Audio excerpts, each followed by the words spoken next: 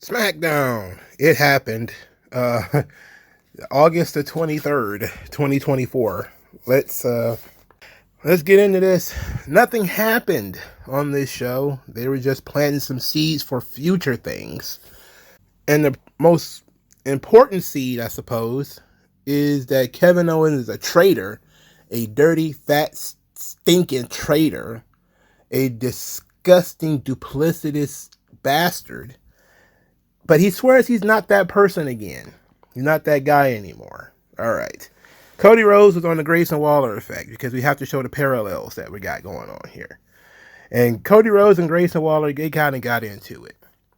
Grayson Waller says that Kevin Owens turns on everybody. They showing a vignette. Okay, Kevin Owens turning on everybody. So Grayson Waller is setting the stage that Kevin Owens turns on everybody. Kevin Owens comes out, interrupts this whole thing, said that when he turned on those guys, every single one of them, except Kofi Kingston, truly deserved it. And he apologized to Kofi for doing what he did. Later on, he would say he's not that guy anymore. But in this particular moment, he's the smartest guy in the room again. He says, well, we all know how this ends. I come down to the ring, we start punching these young guys in the face, and then a tag team match is made. So let's just get to the tag team match. Nick Aldis makes the tag team match, and the tag team match is the main event, in which, of course, Cody Rhodes and Kevin Owens win. So, A-Town Down Under were the tag team champions approximately 3 weeks ago. Maybe a little bit long. No, probably about a month or two ago. And now they're just pavement, I guess. There was some hope as Cody Rhodes kind of teased out that Austin Theory might have something in the future. Then they also teased that Kevin Owens was about to hit Cody with the belt until Cody turned around and then he gave him the belt. So they're trying to get you to believe that Kevin Owens is going to turn heel. And look, this is the dumbest way possible to do this. Let's just get to the point. I don't like this. Now that you have set it up that Kevin Owens turns on everybody, he stabs everybody in the back. And actually, I proved to be wrong because he was a heel actually pretty recently. I think he said he was a heel in 2021. I thought he's been a babyface the entire time, but I guess I must have missed that one. I guess that was when they were, what were him and Sami Zayn doing? That they were heels? I don't know. I don't remember. It don't matter. But I remember last time I remember him being a heel was with the whole thing with Shane McMahon, and that was a long time ago. In any event, this once you tell everybody that this is going to happen, now they're going to be looking forward to it. And now you could subvert expectations by not doing it.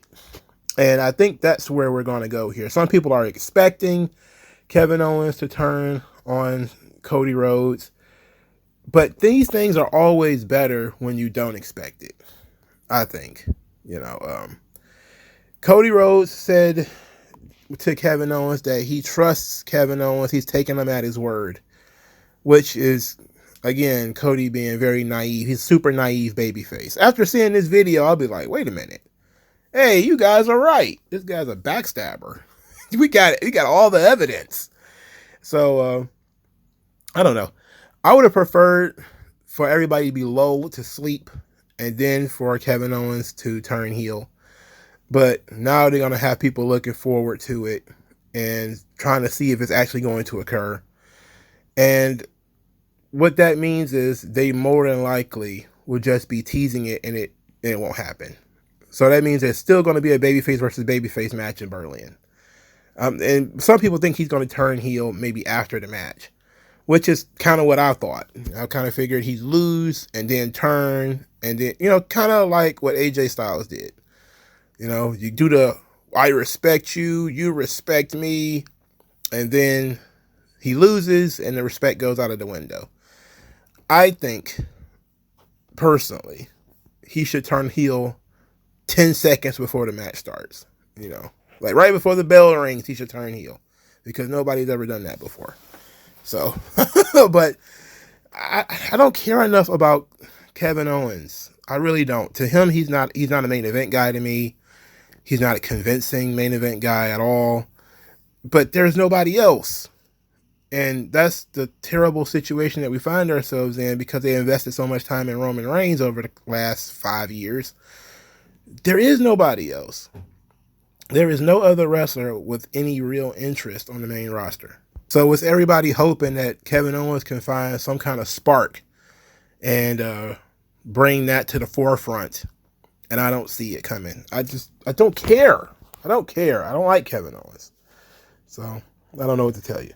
Santos Escobar loses to LA Knight. Okay. Kind of saw that coming.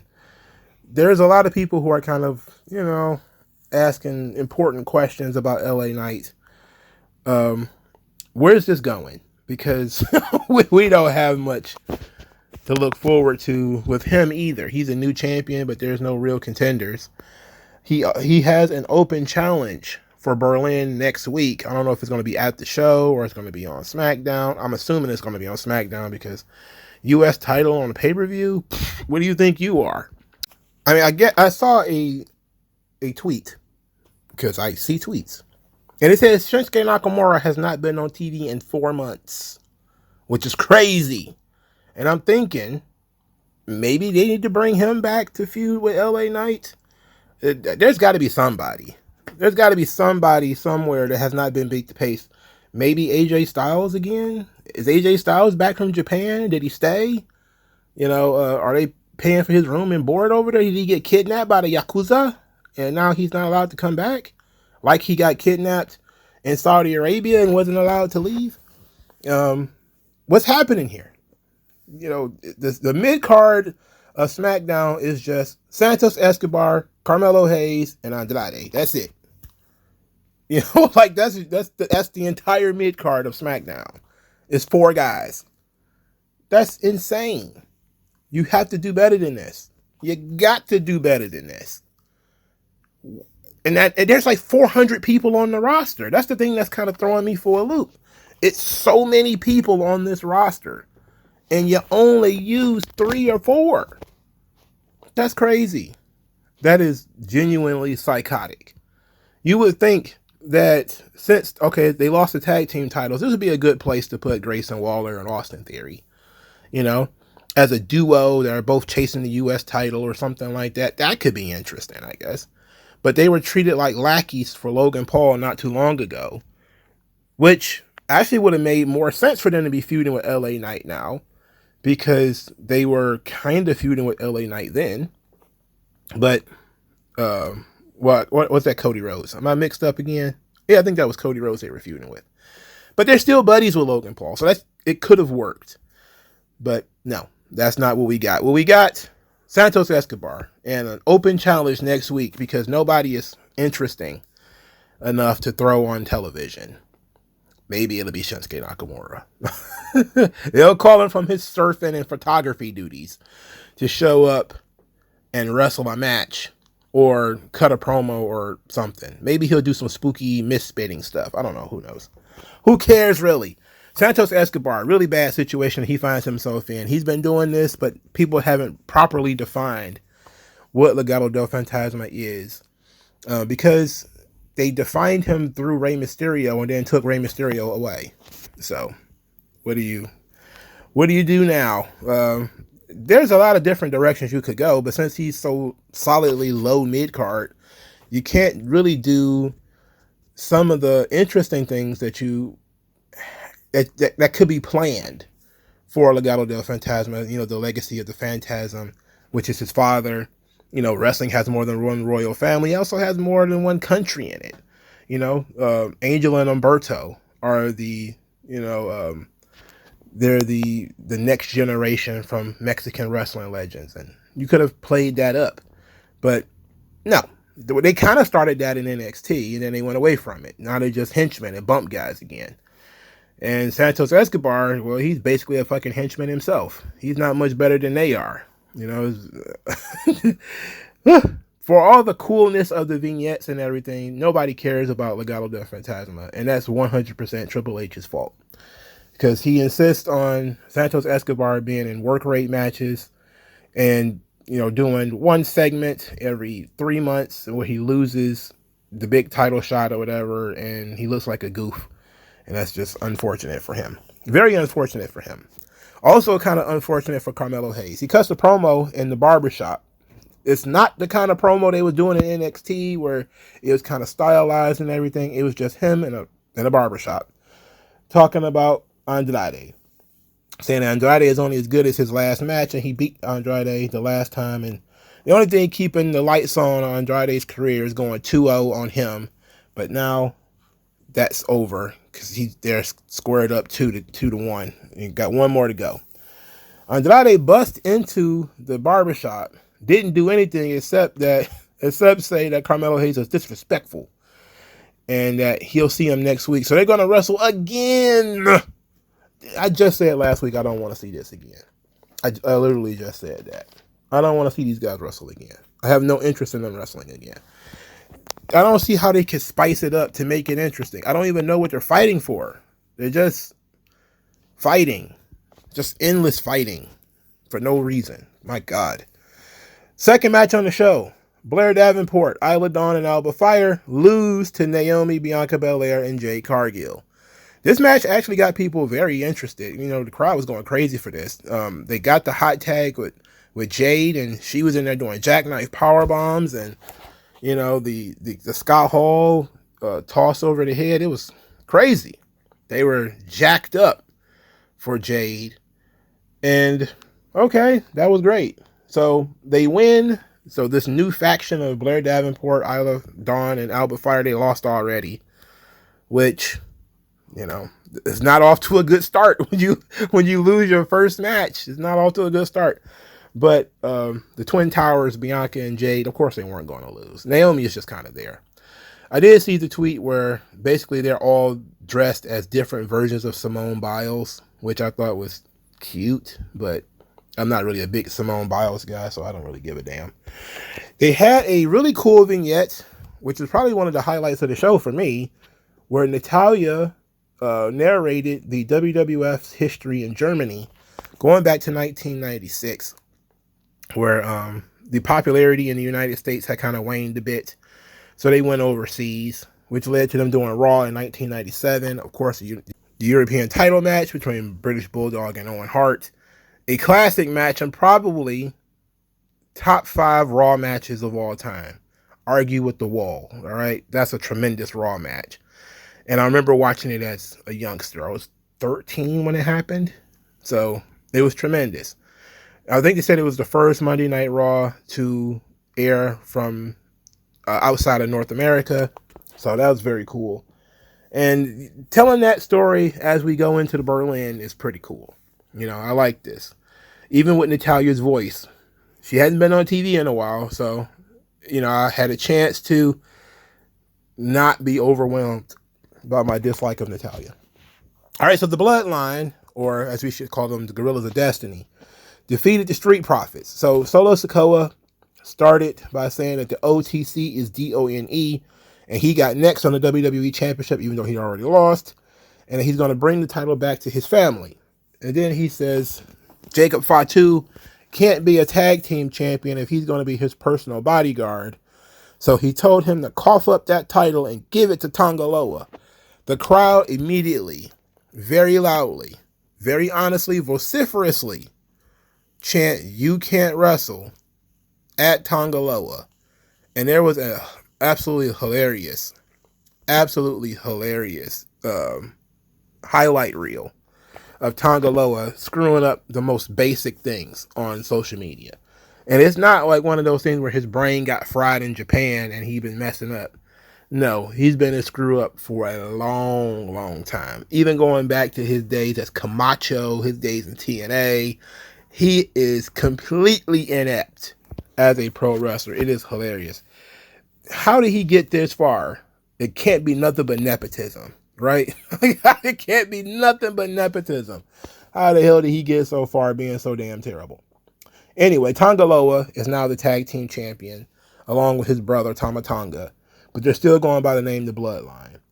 And they defeated the Street Profits with a little bit of help from Jacob Fatu. So, okay. The Street Profits.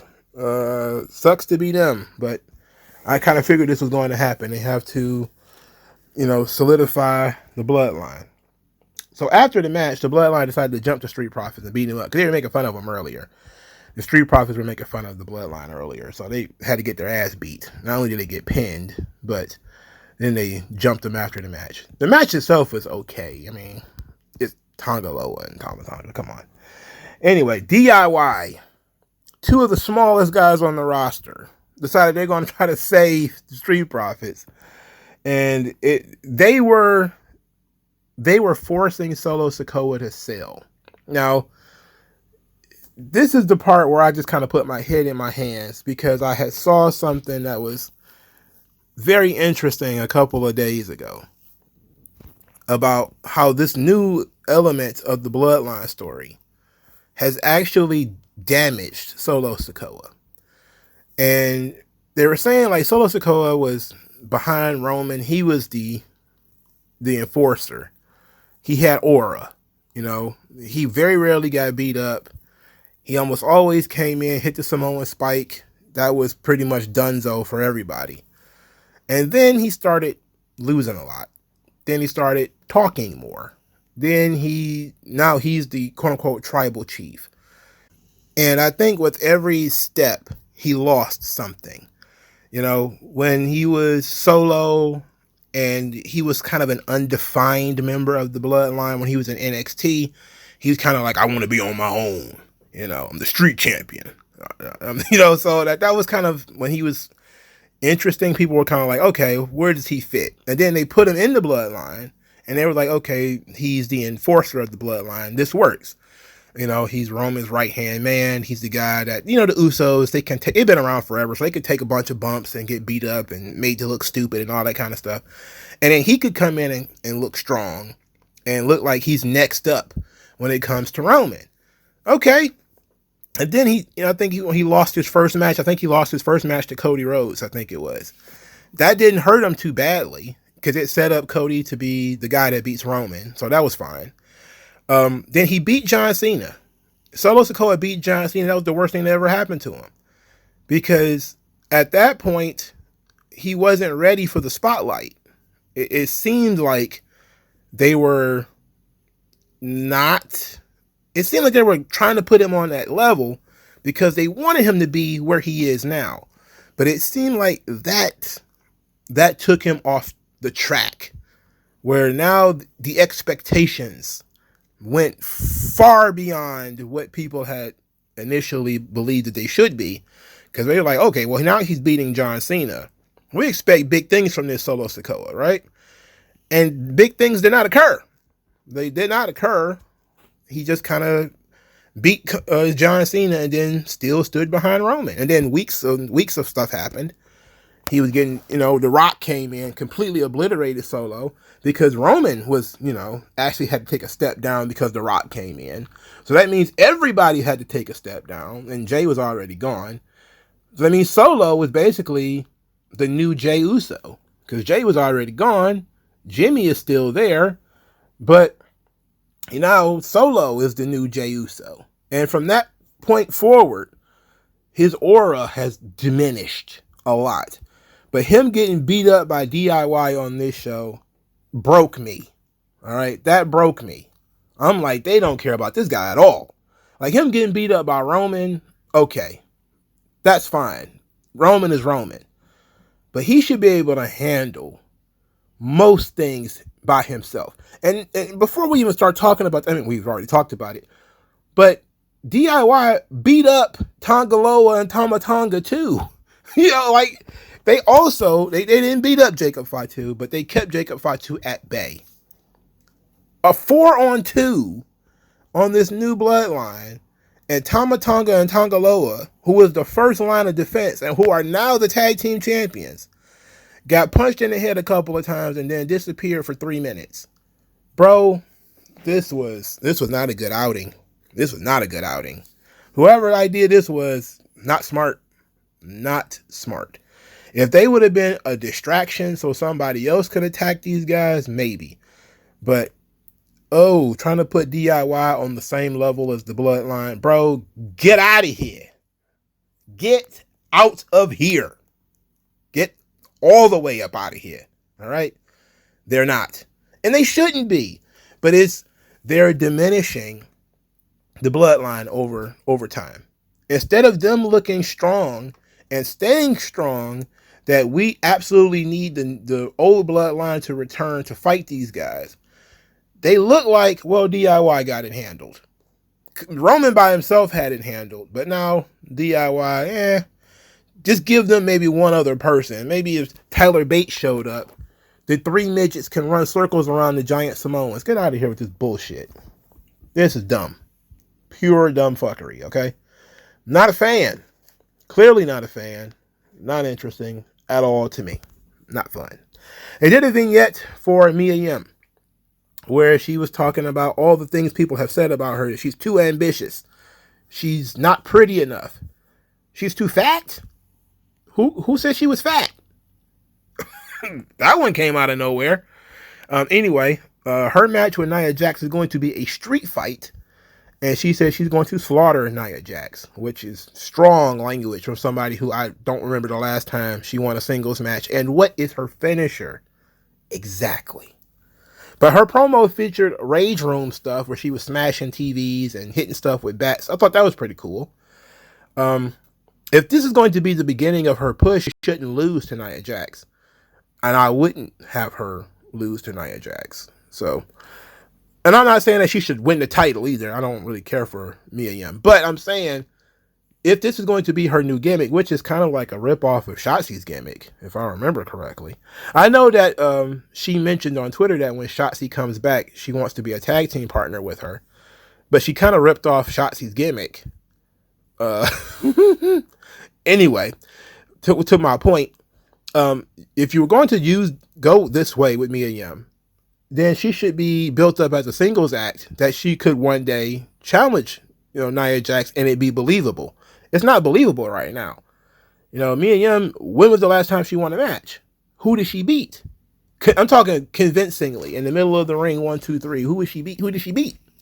She hasn't done anything. She's just been bitter and smashing stuff, and it's like, and she's been hitting people with kendo sticks, and I guess that started in NXT. So I think she lost that match because she lost to Jada Parker. So like, who did she beat? Why is she in this position? Because she hit Nia Jax with a kendo stick? Come on, man. Come on, man. I'm not against you pushing Mia Yim if that's what you want to do. I'm just saying, make her look legitimate first. It helps Nia Jax. Whatever. So Nia Jax, she walks in on Tiffany Stratton and Pretty Deadly being stupid again. They're trying to use super glue to fix the crown that Mia Yim busted. This is what Nia Jax wanted them to do, as this is the best way that they could help her. So if they scuttle off to do that, I like Tiffany Stratton and Pretty Deadly. They're fun. Anyway, right around the corner, Chelsea Green is gossiping with Piper Niven about Tiffany Stratton. And Tiffany Stratton made the celebration way too pink, and she was surprised that Nia Jax didn't puke and throw up. But Nia Jax is listening, of course. And she's not surprised that Tiffany Stratton is acting this way. It's just all a ploy so she could cash in the money in the bank on her. And Nia Jax was like, okay, I'm not in the mood for this. But Chelsea Green clearly was in full understanding that Nia Jax was listening. And continuing to shit stir, which is her new character, which is actually works. Since she's not a physical threat, and we haven't gone through Chelsea Green being any kind of legitimate wrestler, her being a manipulator works. My only problem with this is, as I said before, it seemed like it's going to turn Tiffany Stratton babyface. Like, people already like her, and then they put her with Pretty Deadly, and they're silly, and eventually that's going to get over, and people are going to be like, okay, these guys are entertaining together. And if you put Chelsea Green and Tiffany Stratton in the same segment, people are going to eventually choose Tiffany. And then, of course, she's also with Nia Jax, and nobody likes Nia Jax, okay? So you're in a situation where nobody likes Nia Jax, and Chelsea Green is entertaining, but she's stirring shit. So people are more than likely going to turn Tiffany babyface. So unless that's what they want, I don't understand what the point of all this is. I'm glad that Pretty Deadly are on television. They're very entertaining guys who deserve the TV time. And they fit with Tiffany Stratton. Again, I like what they're doing. And Tiffany with Pretty Deadly works just fine. The only issue, again, is Nia Jax. And nobody likes Nia Jax. But that's the situation that we're stuck with, is nobody likes Nia Jax. So, whatever. This episode of Smackdown didn't really give us anything. If you watched it, what is there to like about it? I mean, the matches were fine, but there was no big angle that pushes the business forward. Solo Sikoa said he got next on the title. Well, can he beat somebody first? His last match was a loss to Cody Rhodes. Can he beat somebody? I know they beat up Roman Reigns, but that was a 4-person job, a 3-person job. It wasn't like he did it by himself. So it would behoove SmackDown to at least have some guys for Solo to beat convincingly in the middle of the ring, and then he demand a rematch. But that would require you actually giving a shit about Solo Sikoa and his evolution, which I'm not sure that they do. If I'm Roman, I would look at that and be like, that was a mistake. He needs to correct that immediately. We need to have Solo destroy these guys so that he looks strong, so when Roman comes back, he can look strong by beating him up. That's common sense, right? The mid-card is in shambles. The tag team title division, it's gotten much, much worse now that Tonga Loa is the champion, for God's sake. The guy became a champion for doing nothing. He became champion because he's less valuable to the team than Jacob Fatu. That's literally what they just told us. Jacob, you are too damn valuable to this team for us to put you on a tag team with Tonga Loa. So let's take, Tama Tonga. So let's take this guy who we don't really need, we don't really care about, and we can have him be the tag team champion. That denigrates the tag team titles and Tonga Loa. Tama Tonga's just sitting there like, or whatever he does, right? This is ridiculous. So, his Bloodline stuff is a disaster. The U.S. title picture is a mess. I already said that. The tag team title division, blah. The women's title division, whoa. Bayley went on vacation, apparently. She hasn't shown up since she lost to Nia Jax. She's been gone ever since. The amount of people who disappear on SmackDown and Raw, or who never appear, astronomical. I'm going to start keeping a calendar of how long before certain people appear and then disappear for weeks and weeks. Weeks and weeks of people missing. And I guess we're still paying them. Crazy. Let me know what you guys think, and I'll talk to you guys later. Peace out. Your skin tone, so why attach yourself and piggyback the wealth you didn't earn or lack yourself? I'm telling you to own up to your own success and failures. It's a reason why these